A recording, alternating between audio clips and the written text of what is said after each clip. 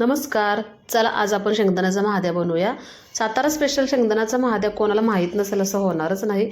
तर ही एवढी सुंदर रेसिपी फक्त 1 मिनिटात मी तुम्हाला सांगणार आहे. शेंगदाणे घेतले छान खरपूस रंगावरती भाजून, त्यानंतर ते छान बारीक करून घ्यायचे. त्यानंतर एक मोठा कांदा कट करून घ्यायचा एकदम बारीक.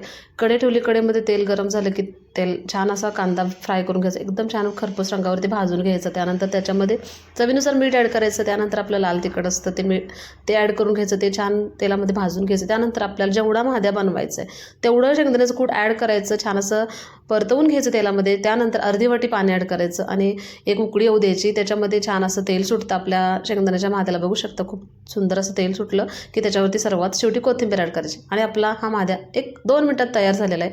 तर खूप सुंदर रेसिपी आहे. जेव्हा प्रवासाला जाता असताना जर कोणती भाजी द्यायची असेल तर ही रेसिपी नक्की ट्राय करू शकता. अजिबात खराब होत नाही, काही नाही आणि लहानांपासून मोठ्यांपर्यंत सर्वांना आवडणारी ही रेसिपी आहे. व्हिडिओ आवडला तर एक लाईक नक्की करा.